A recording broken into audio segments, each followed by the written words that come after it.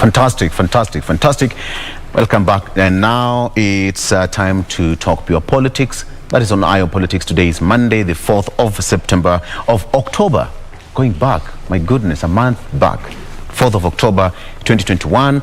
A lot happened over the weekend, and let's just have to narrow it down to what is on the front pages right now and what's making the headlines. The IEBC today is launching the 30-day voter registration drive.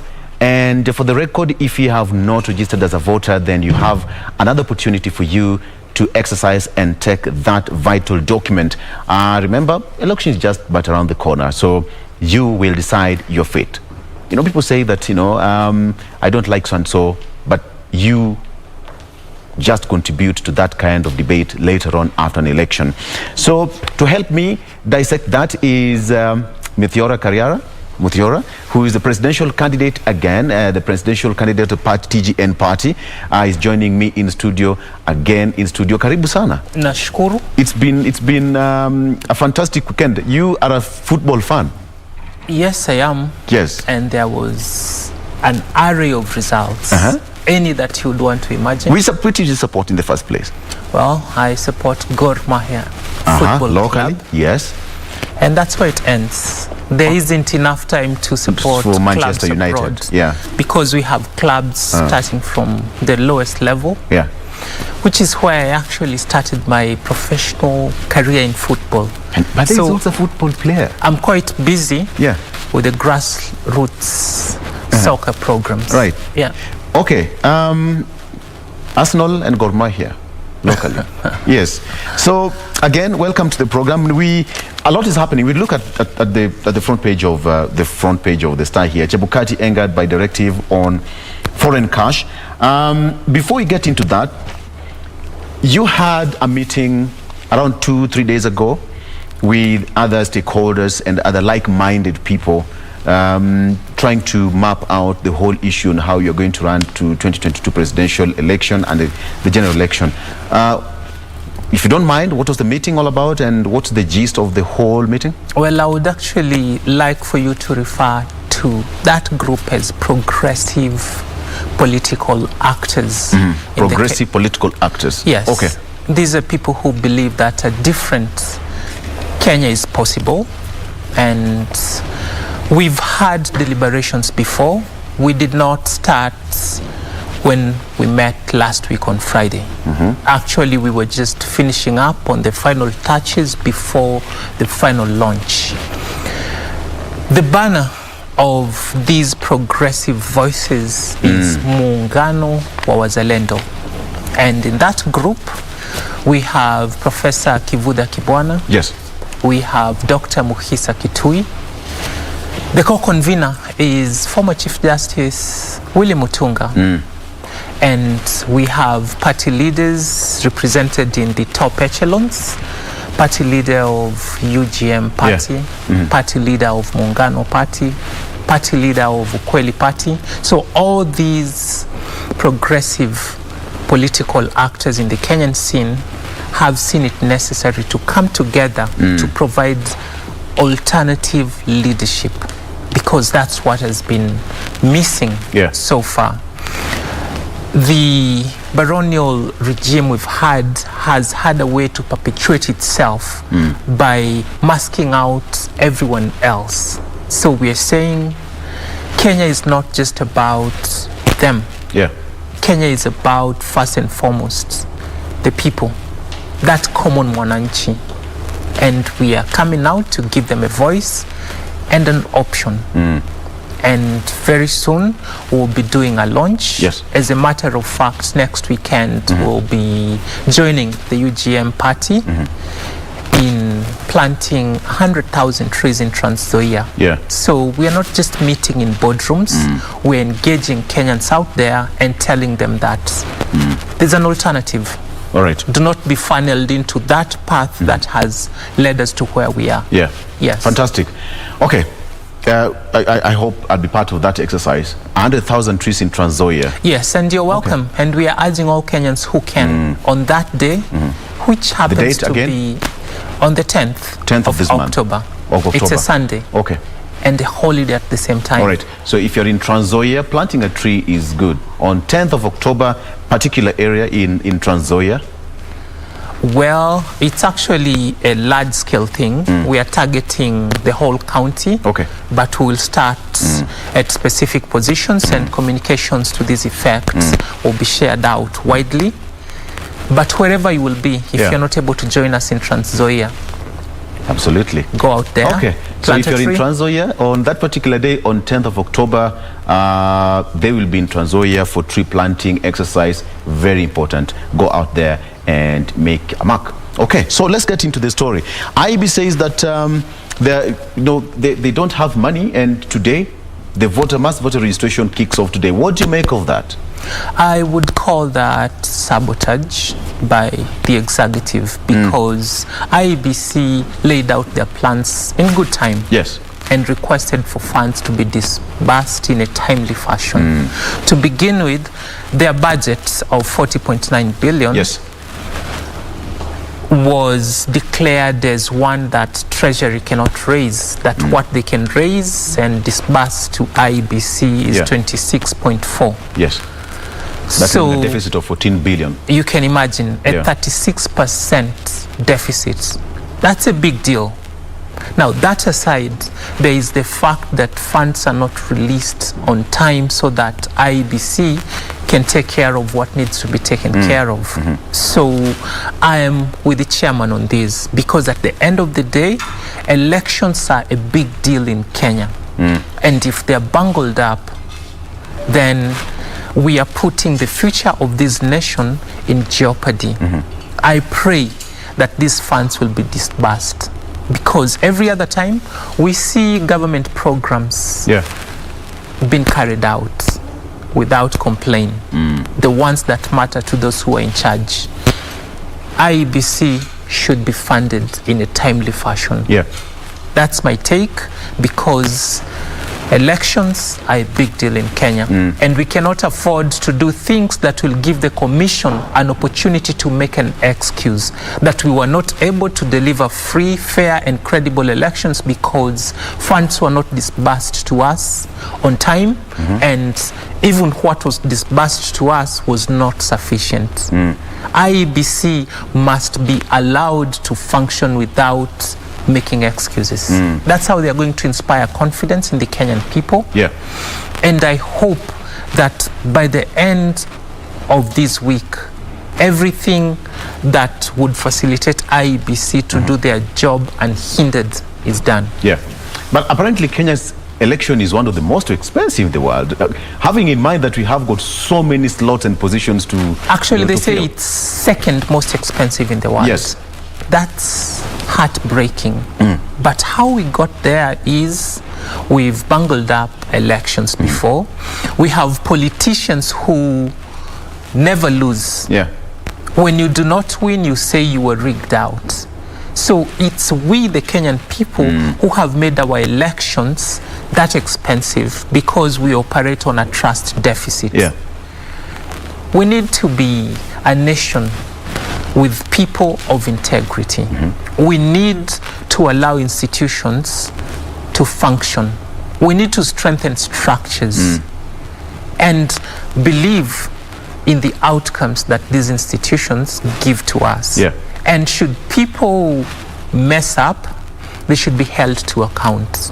It's unfortunate that after running an election that was declared by the Supreme Court invalid, null and void, the people in charge of that election, a majority of them have been promoted to plump government positions. And a number of them will be in charge of processes that will give us the next government. That's, I would say, an oxymoron, because someone that did not deliver desired results cannot be trusted to do the same. Especially knowing that in 2017, IEBC was sufficiently funded and supported. But amidst all the gloom and that surrounds the IEBC, today is the big day. mass voter registration kicks off today in Nakuru. Are you excited about that as a Kenyan? I'm very excited. Yes. Because there are millions of Kenyans who have come of age, who have national ID cards, who are excited about participating in political processes and transforming this nation, who are not registered, but are now going to have an opportunity to get registered so that in forthcoming elections, they can take part, they can voice whatever aspirations they have for Kenya. In fact, according to the IEBC records, they say that they're targeting around 6 million. Which I hope they will achieve. Yeah. It should even be higher. And my appeal to anyone who is not a registered voter is go out there, register, be on the roll, and then let's deal with the other issues. Your vote counts if it's cast correctly. Your vote is important. It will determine the future of this nation. So this is a very important exercise that must be supported from all quarters. I'm just a little disappointed that IEBC has not created sufficient awareness amongst Kenyans that this exercise is actually happening. I hope they're going to do that, and by the end of the 30-day exercise, we will have the targeted 6 million, if not more.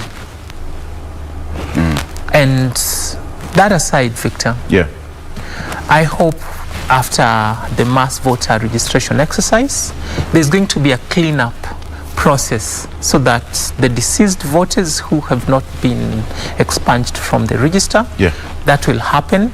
So we do not have issues when we get to the elections in 2022. All right. I'm hoping for a process that will be beyond reproach. So today marks a very important milestone. It marks a very important day. And just to put everything into record, the event is going to kick off today in Nakuru, where it's going to be launched by the IEBC chair, Wafula Chebukati, who is going to be taking care of that, event that is in Nakuru County, targeting 6 million voters. And currently, according to the IEBC record, there are 19,687,885 voters. That is as at May 2021, according to the IEBC records. And, IEBC is going to do its job. But then you've raised a very important matter there, that they did not do a proper civic education. That's perhaps, somebody might say that, we were not informed properly. Did they fail on that? They have not fared very well.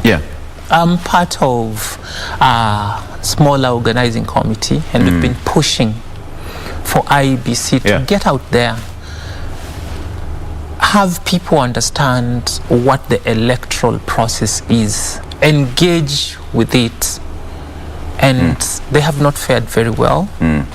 I'm hoping they'll pull up their socks. Yes, it's true, they have been a little underfunded since the last election that was concluded in 2017.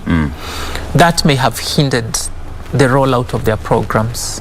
So again, it goes back to Treasury and the executive that they need to untie IEBC so IEBC can do what IEBC is supposed to do.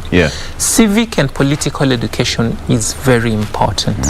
But that aside, if you're a patriotic Kenyan, you should also be willing and ready to invest your time to learn as to what is required of me as a citizen. Because the only way Kenya will improve is if its citizens take their responsibilities seriously.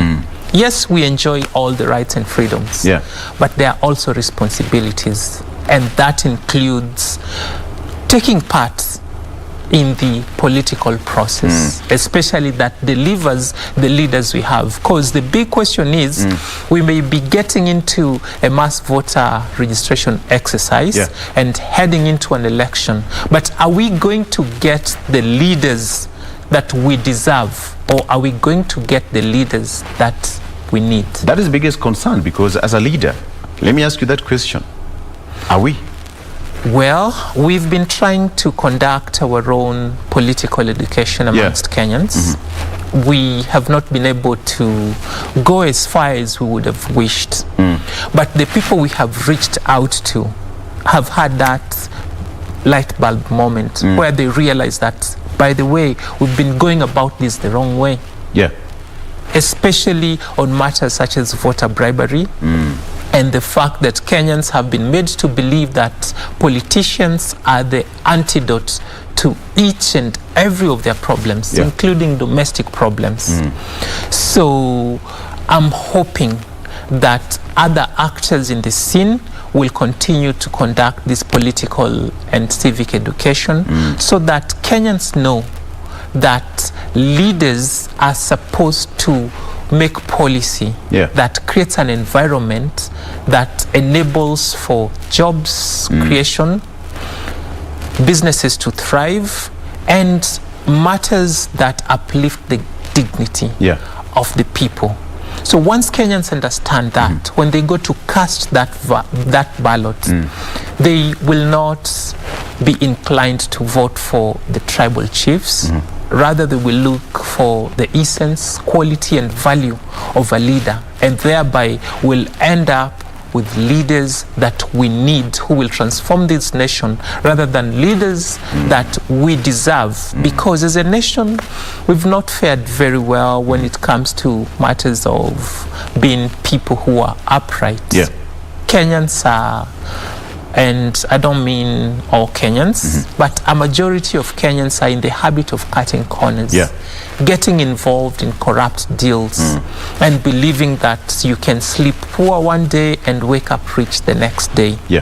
So yes, we sometimes get the leaders that we deserve, but we are at a critical point where Kenya now has to get the leaders that it needs so we can lift this nation from where we are and hope that we can make it great. Let's take a break, and when we come back, we just want to talk about the issue of IEBC, the challenges they face right now, including that issue of getting that direct cash from the government. And the government says that they are going to form a certain body to superintend what the IEBC is going to be spending. Whether that is going to happen, IEBC is an independent body, and then the government now says that while you want to get that, we're going to create a body that is going to oversee that procedure. How is it going to work out for Chebukati and the government? We're taking a break. We are still talking with Muthiora Kariara here, who is a presidential candidate and party leader of TGN. We're taking a break. We'll be right back with more.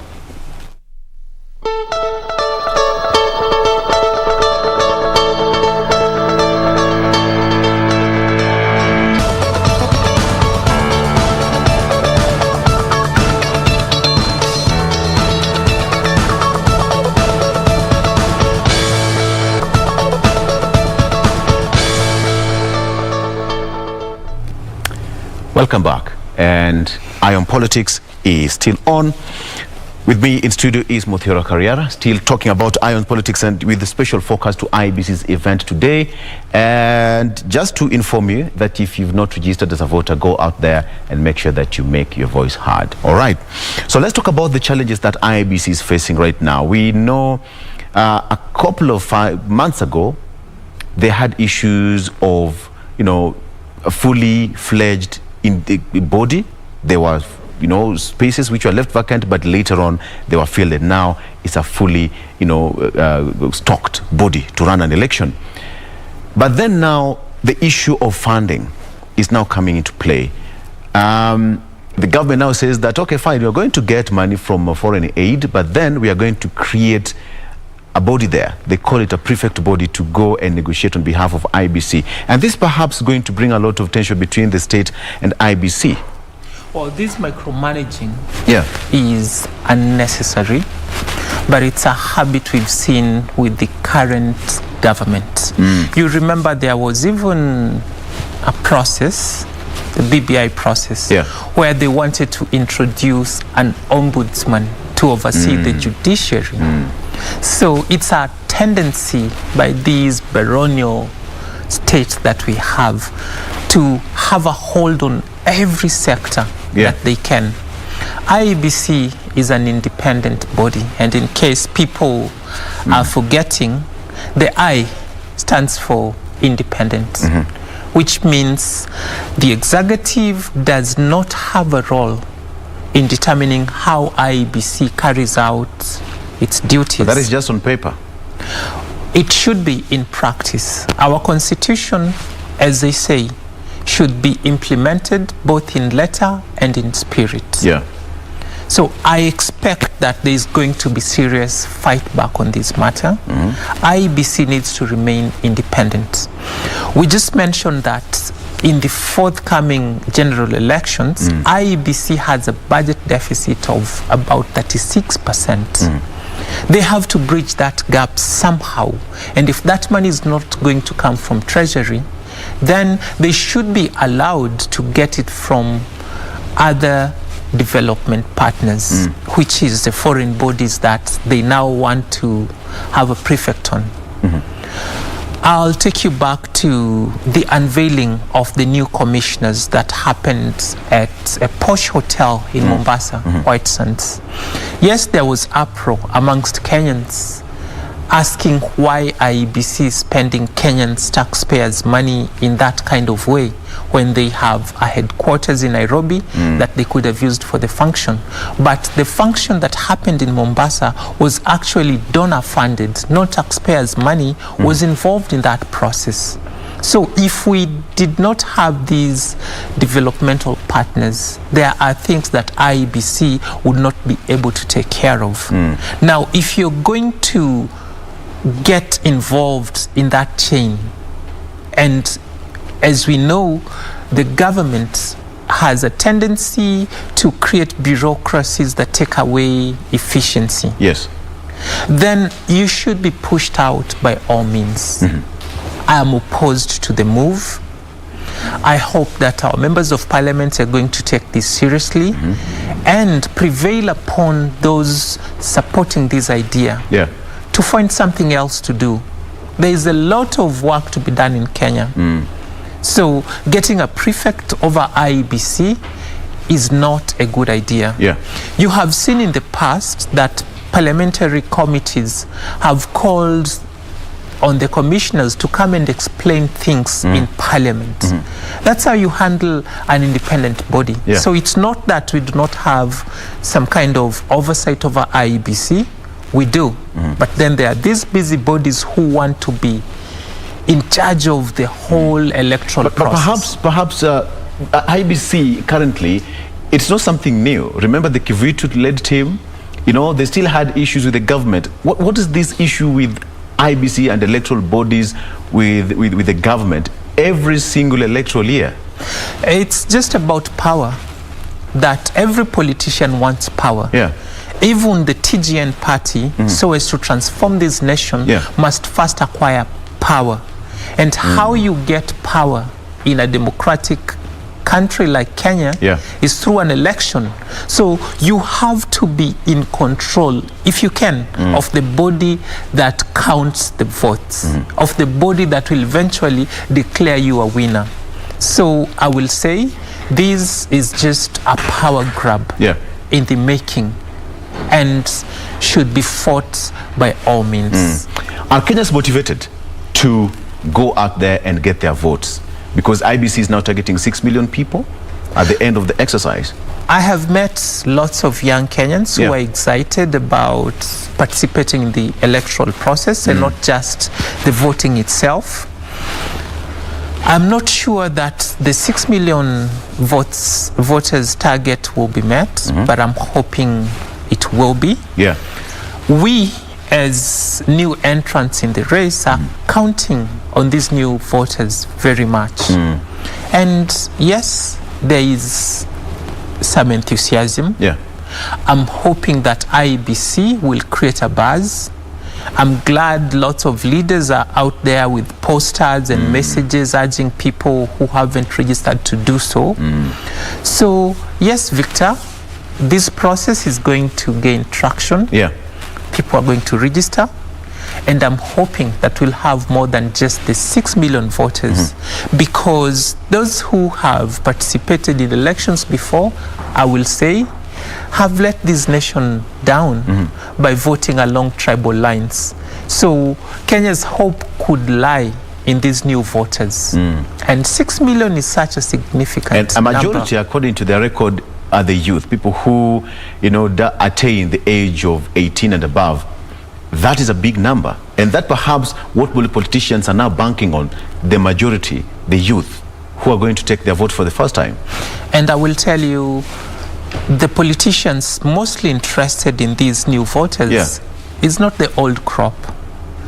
The new registered voters. Yes, it's actually new entrants in the race. The older folks are afraid because these new voters are young. They are, should I say, cool, hip, and they move on very fast. So they are difficult to understand, they are difficult to sell to, and it's going to take a lot of work which most of the older folks are not accustomed to doing. But for us who are quite close and interact with this new generation, we are excited and we are hoping that this time round we are going to crack the nut and have an election that will purely be determined on issues.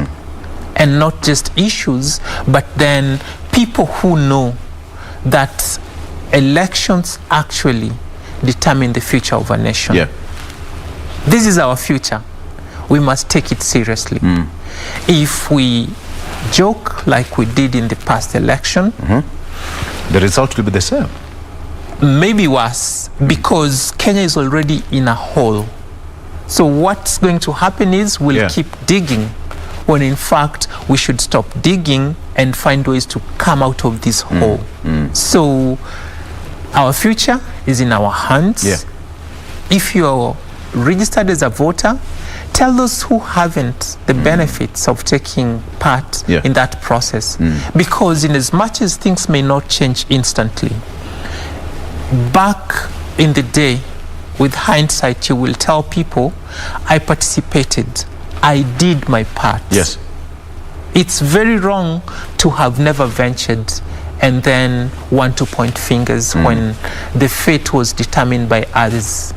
If you do not vote, it means you are allowing the other side to win. But let me ask you, on you know, this might be on a personal level, from your own meetings that you usually have with other stakeholders as a party and other like-minded individuals who are also interested in the same vision that you have. Anytime you do your research out there, you do your homework and with the intelligence and what have you in the study, do you feel confident that IEBC is equal to the task ahead of 2022? IEBC has to be equal to the task.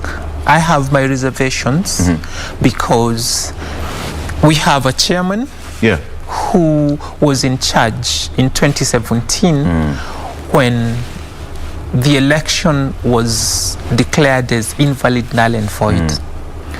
They seem to have sat back on their laurels and not done much to amend the setup at the commission. And late in the day, that's when I guess they'll now be running helter-skelter to try and fix things. So, number one, not a lot has happened to inspire confidence.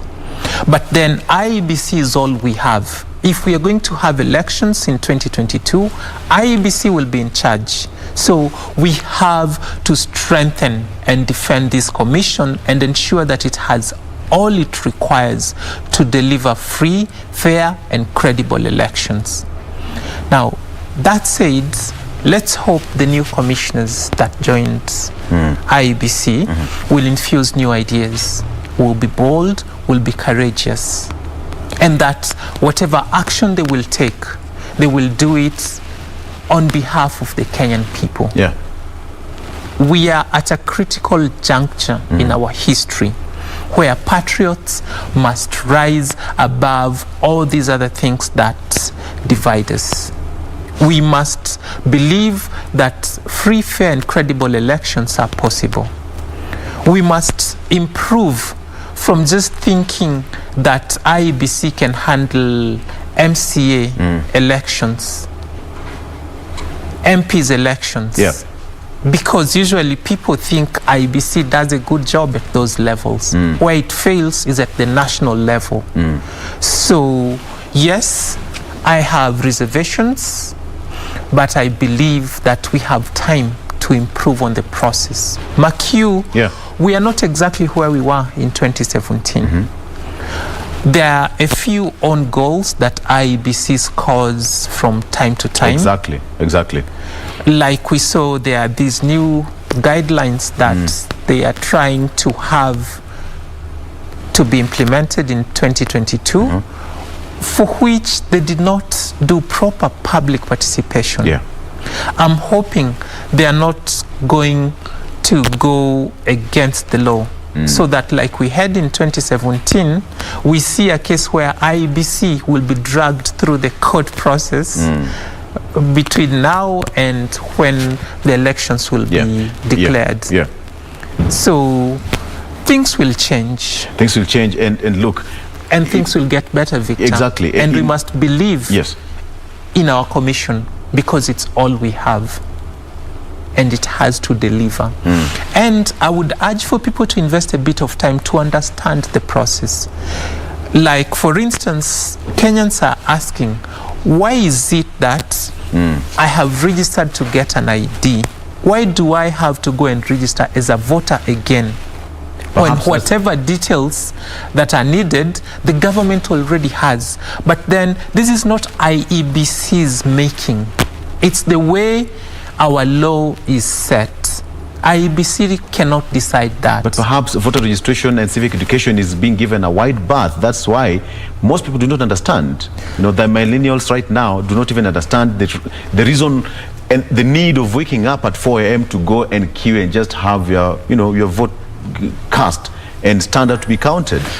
And I understand that, Victor. And I'm not trying to defend IEBC. They are competent enough to defend themselves. And they have failed on that metric. But ignorance cannot be a defense. If IEBC has failed, we can take it upon ourselves to learn. And those who know must teach. We've got to share this information. Because at the end of the day, we have finite resources. So in as much as IEBC has to get out there, they may not reach everyone.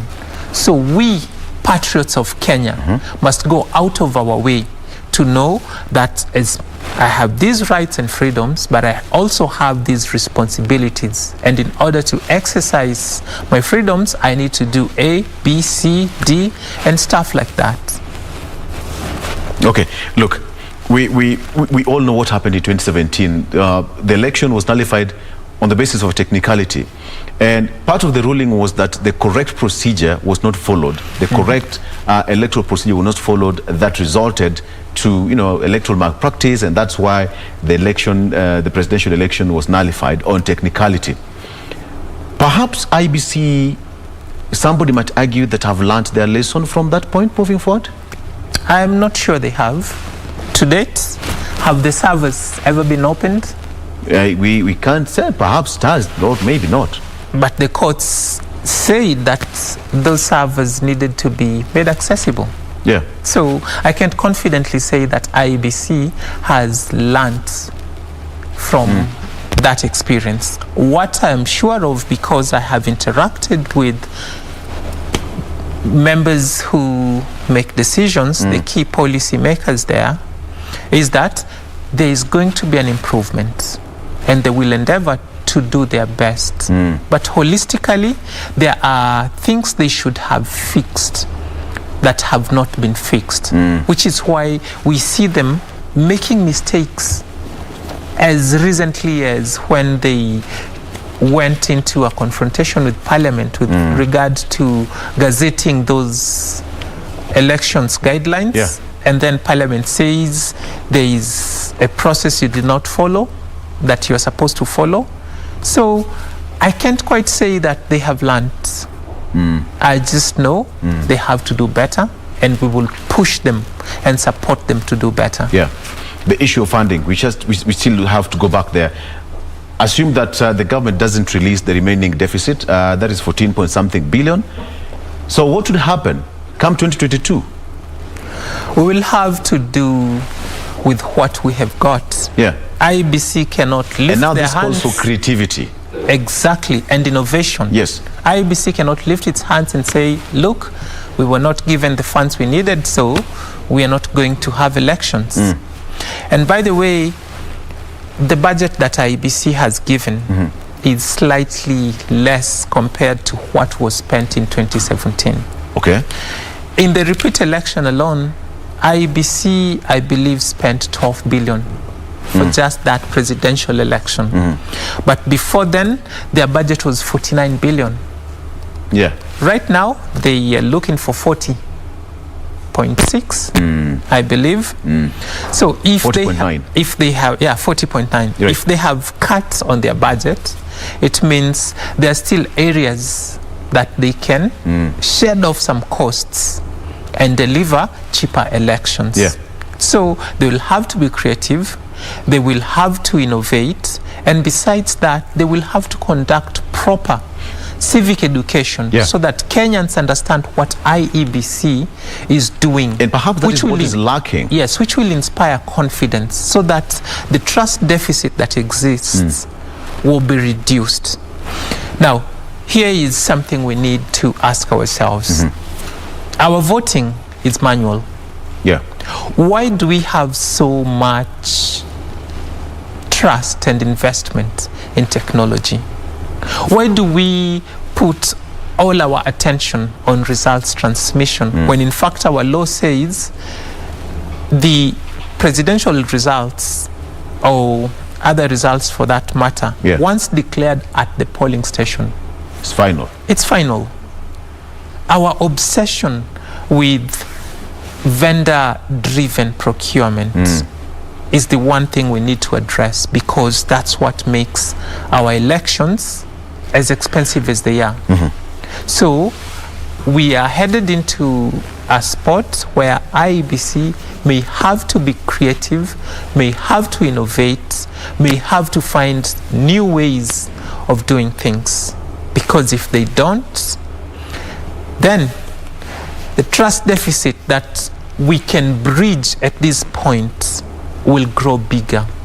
And that's not good for Kenya. Okay, so moving towards 2022, and we have got this 30-day period, there are so many challenges that we are likely to face. You know, we have the pandemic is here right now. We have, the drought situation. So what is the priority? How are they going to maneuver? Perhaps, not taking brief for IEBC, but part of the challenge, because we are likely to see many people not going to vote because they fear that, the coronavirus is still there and they are likely to catch the virus and what have you. So what's something different that you think that IEBC should be creative about to ensure that people go out there and just get their voter's card clean and square and wait for the 30-day period to end? Okay, Victor. Yeah. One of the costs that's making our election very expensive is they have to account for the pandemic. Yeah. We'll need sanitizers, we'll need masks, and other things that we have not needed before. We have had a curfew now, I believe, for almost 18 months. Yes. We have never reviewed to see how well this measure has worked for Kenya. Personally, from the research I have conducted, and I talk to a lot of people, I can observe, I can see, I can add one to one and get a correct answer. Some of these measures are not what has kept Kenya safe. Yesterday, I believe my observation was right. The positivity rate was below 3%. So there are some of these COVID-19 containment measures that the government needs to cut back on. Yeah. Once we do that, IEBC can rest easy and say we can eliminate this item from our budget. That's number one. Number two, they can urge Kenyans to take responsibility that when you come to our polling stations. We will not have an officer to ensure adherence to the containment measures. We will count on you to do the right thing. Come when you're properly masked up, come with your sanitizer, and things like that. Now, that aside, Victor, in the elections that we are headed to, Kenyans, I believe, have seen the value of making the right decision. When they do that, it means we will take the next election more seriously. Okay. And what I mean by taking the next election more seriously is... All right. Perhaps, so just cut you short briefly, if you just allow me. With me here, even as we come to a close with Muthiora, you said that you met him once, and he's a very sharp mind in terms of economics. Perhaps let's just talk about the issue of, he's talking about, it should not focus on an economic model, but should talk about recovery of the economy, which he's quite passionate about. Well, one thing I would like to commend him is that he seems to understand how to go about things. We are beyond the point where politicians should be describing our problems. Politicians should be providing a solution, a way out. They should be describing the path out of whatever crisis that Kenya is in. So yes, I agree with him. Kenya is not a classroom. Kenya is a nation where people are currently suffering. We have people who are currently in office with the mandate to change things. But instead of doing their job, they are telling us that they will do their job when we elect them in 2022. Okay, let's just go back to what we were discussing earlier and as we come to a close. So what do you think as a presidential candidate? As a leader of this nation, what do you think IEBC should do so that come 2022 we will have a fair, credible and free election as we start mass voter registration today? IEBC must engage the Kenyan public aggressively now. They must ensure that everyone that can hear hears all that pertains to the electoral cycle. Kenyans must know what is expected of them. That aside, IEBC must invest in a system where they are going to monitor political actors, that is political parties, aspirants, and eventually candidates, so that those who are involved in illegalities are not allowed to go scot-free. Action must be taken against them. People need to be banned so they can see the seriousness and the sanctity of this process that gives us leaders.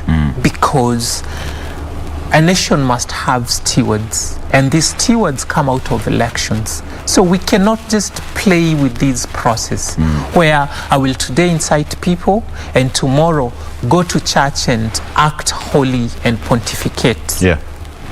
That aside, my message to Kenyans is simple. Before, we have made mistakes when it comes to voting. Is 2022 going to be another season where the majority Kenyan poor people will come together to elect a few rich people to continue dominating them? Things must change. And that's why you must scan the horizon, because options exist. There are newer parties, there are newer political players, people who are of high moral standing, people with integrity, people who are ready to serve humanity, people who are not after power for power's sake. Let them join the Great Nationhood Party of Kenya. Let them be part of our activities, and let them reimagine a Kenya different from the one that we have. One where we have social justice, one where human dignity is important, is valued, and the government will go to every length to guarantee it. That's the kind of a future we should all be looking towards, which is why if you're of age, you must be registered and be ready to vote in 2022. Absolutely. All right. I think that's the perfect spot to close that discussion. Thank you so much. We've been speaking to Muthiora Kariara, who is a presidential candidate 2022 and the party leader of TGN. Of course, we've been talking about issues IEBC as an interested candidate, an interested party. Even you as a Kenyan, you are an interested party because you must take that vote. Remember, the 30-day exercise kicks off today, which is going to be launched in Nakuru, and later on we'll have IEBC Chair Wafula Chebukati actually presiding over that function in Nakuru County, and therefore the nationwide exercise will be taking place. So you need to be on the lookout for any polling station and any polling centers where that particular exercise will be conducted, and therefore you go there and make sure that you registered as a voter. Young people, if you have not registered as a voter, it is your civic duty to do so. Do not wait until 2022 alafu anze kusema, you know what, oh, mi sipendi so and so, mi sipendi so and so. It is your civic right and duty to make that civic choice. All right, thank you so much. And very shortly we'll be having that again, that launch of the COVID-19 Information Hub hosted by the Media Council of Kenya. The keynote speaker is the ICT Cabinet Secretary, that is Joe Musheru, who will be gracing that particular event. And as soon as we get that link, then be sure that we will be giving it to you live here on KBC Channel 1. We are taking a break. We'll be right back.